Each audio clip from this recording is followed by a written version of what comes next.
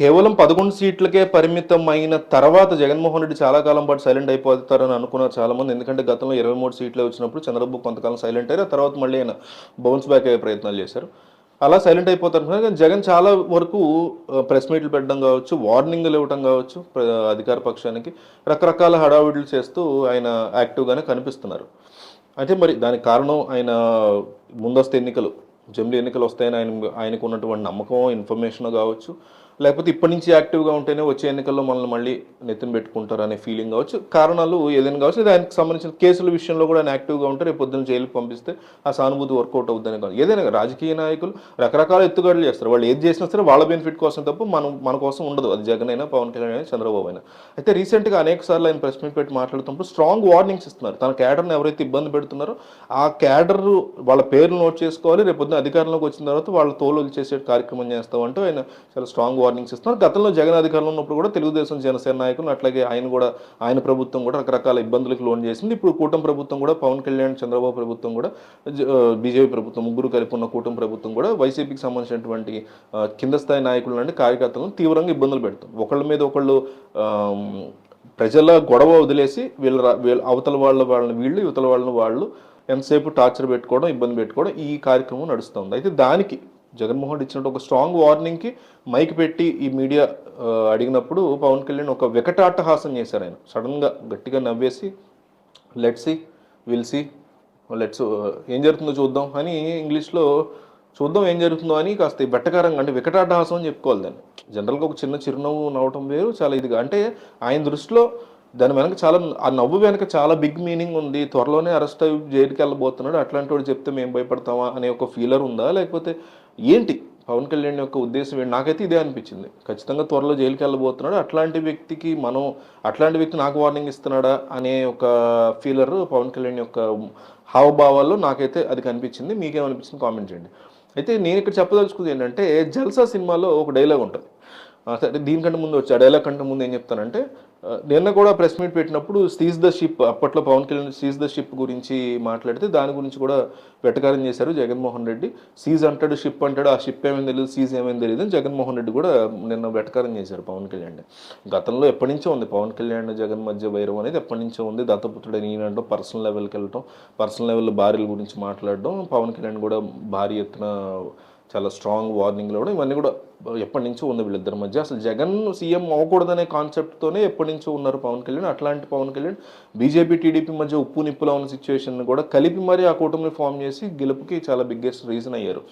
అయితే జల్సా సినిమాలో ఒక డైలాగ్ ఉందబ్బా, అదేంటంటే, చెప్పిన ఇంపార్టెంట్ విషయాన్ని మొత్తాన్ని వదిలేసి పనికిమాల డౌట్లు అడిగిన వాడిని గూట్లే అంటారా, గూట్లే అంటాడు ధర్మవర సుబ్రహ్మణ్యం. జల్సా సినిమా చాలా మంది గుర్తుంటుంది, ఈ డైలాగ్ కూడా గుర్తుంటుంది. త్రివిక్రమ్ రాసింది, త్రివిక్రమ్ డైరెక్ట్ చేసిన సినిమా ఇది మన రాజకీయ నాయకులకు బాగా వర్తిస్తుంది. అది చంద్రబాబు అయినా, పవన్ కళ్యాణ్ అయినా, జగన్ అయినా, కేసీఆర్ అయినా, రేవంత్ అయినా, మోడీ అయినా, రాహుల్ గాంధీ అయినా, ఇంపార్టెంట్ విషయాలు ఉంటాయి. పవన్ కళ్యాణ్ ఏం చెప్పాలి ఇప్పుడు సమాధానం, ఆయన ఇచ్చిన వార్నింగ్ కానీ, లిక్కర్ స్కామ్ విషయంలో కానీ, ఏపీలో జరుగుతున్న ఆయన టైంలో, జగన్ టైంలో జరిగినటువంటి దారుణాల గురించి కానీ, వాటి గురించి క్లియర్ కట్గా ప్రెస్ మీట్ పెట్టి, కుదిరితే రోజు ప్రెస్ మీట్ పెట్టి జనాలకు అర్థమయ్యేలాగా ఏ రకమైన దారుణాలు చేశారు జగన్ అనేది ప్రతిదీ విత్ ప్రూఫ్స్ చూపించే ప్రయత్నం ఆయన చేయాలి.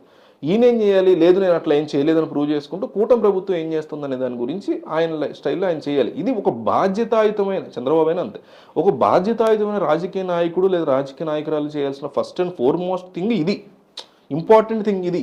సో ఇది వదిలేస్తారు వీళ్ళు. ఎందుకంటే ప్రజలు కూడా సినిమాలకు అలవాటు పడిపోయి సినిమాటిక్ పాలిటిక్స్, కాంటెంపరీ పాలిటిక్స్ ఎట్లా అయిపోయినాయి అంటే సినిమాటిక్ పాలిటిక్స్ అయిపోయినాయి. కేజీఎఫ్ బ్యాక్గ్రౌండ్, లేకపోతే అనిరుద్ధ్ మ్యూజిక్ ఇచ్చిన ప్రతి సినిమా బ్యాక్గ్రౌండ్ పెట్టేసుకుని, బాహుబలి బ్యాక్గ్రౌండ్లు పెట్టేసుకుని ఒక మెంటాలిటీ మనకి ఎక్కిచ్చేశారు ఆ విషయాన్ని. మనం కూడా ఎంతసేపు పవన్ కళ్యాణ్ అనగానే ఆ వీడియోలు విజువల్స్ పెట్టేసుకుని కేజీఎఫ్ మ్యూజిక్, చంద్రబాబు అనగానే విజువల్స్ మ్యూజిక్, జగన్ అనగానే ఆ విజువల్స్ మ్యూజిక్, అందులో మనల్ని అందులో పెట్టేశారు. మనలోని దాదాపు 99% మంది అదే రాజకీయం అనుకుంటారు. అది కాదు కదా రాజకీయం. రాజకీయం అంటే సమాధానాలు చెప్పడం, అడిగిన ప్రశ్నలకి ఒకళ్ళని అడిగిన ప్రశ్నలకు సమాధానాలు చెప్పడం, ప్రెస్ అడిగిన ప్రశ్నలకి సమాధానాలు చెప్పడం. మీడియా బానిసత్వంలో మునిగిపోయింది, మీడియా అంతకంటే వరస్ట్గా ఉంది. రాజకీయ నాయకుల కంటే ఈ దేశానికి పట్టిన అతిపెద్ద దరిద్రం మీడియా, మన కర్మ కొద్దీ. సో ఈ సమాధానాలు చెప్పకుండా వీటి గురించి మాట్లాడడం. పవన్ కళ్యాణ్ ఏపీ లిక్కర్ స్కామ్లో జగన్ చేసిన తప్పులేంటి, వాటిని ఎట్లా బయటిది అరెస్ట్ చేస్తే తర్వాత సంగతి. వాటిని ఏ రకంగా ఈ స్కామ్ చేశారనేది ఉంది. దాని గురించి వివరించే బాధ్యత ఆయన తీసుకోవాలి. ఇంకో పక్క జగన్ తాను చేయలేదని ఆయన కబుర్లు చెప్తున్నారు కాబట్టి ఎందుకు చేయలేదని చెప్తుందా ప్రూవ్ చేసుకోవాలి. అట్లాగే కూటమి ఏం తప్పులు చేస్తుంది గడిచిన ఏడాదిలో అనే దాన్ని క్లియర్ కట్గా మాటల ద్వారా కాదు, ఈచ్ అండ్ ఎవ్రీథింగ్ ప్రూఫ్. అంటే హామీలు అమలు చేయకపోవడం గురించి నేను మాట్లాడలే. ఎవరైతే దాడులు జరిగే హామీలు అమలు చేయకపోతే ప్రజల ప్రాబ్లం, ప్రజలు ఖచ్చితంగా క్వశ్చన్ చేస్తారు, కూటమిని దించేస్తారు హామీల కోసమే ఓట్లేసి ఉన్న వాళ్ళైతే. సో అది కాదు ఇక్కడ సమస్య. ఎవరి మీద దాడులు జరుగుతున్నాయి, ఎక్కడెక్కడ పోలీసులు ఏ రకంగా ప్రవర్తిస్తున్నారు, మాటల్లో చెప్పేయడం కాకుండా ఈచ్ అండ్ ఎవ్రీథింగ్కి with proof and source and ఎవరి వల్ల అయితే ఇబ్బందులు పడ్డారో, విక్టిమ్స్ ఎవరున్నారో వాళ్ళని తెల మీద తీసుకొచ్చి, ఎవరైతే కల్పరేట్ పోలీసులు ఉన్నారో వాళ్ళని తీసుకొచ్చి మాట్లాడించడం.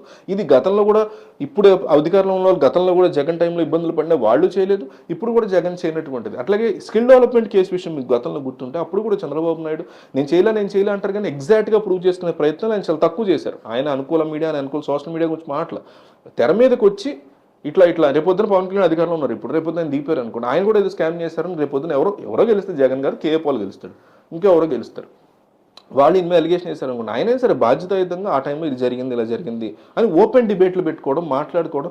ఇది ఒక ప్రజాస్వామ్యాన్ని నెక్స్ట్ లెవెల్కి తీసుకెళ్తుంది. మనం ఏం చేస్తున్నారు, వీళ్ళు ఇలాంటి పనికిమాల థింగ్స్ గురించి నవ్వడాలు లేకపోతే వార్నింగ్లు ఇవ్వటాలు, దీనివల్ల అది డౌన్ ట్రోడన్ అయిపోయి ఇంకా వెనక్కి వెళ్తుంది. ప్రజాస్వామ్యం ముందుకెళ్లాల్సింది కాస్త సివిలైజేషన్, నాగరికత, ప్రజాస్వామ్యం అని ముందుకెళ్తుండాలి.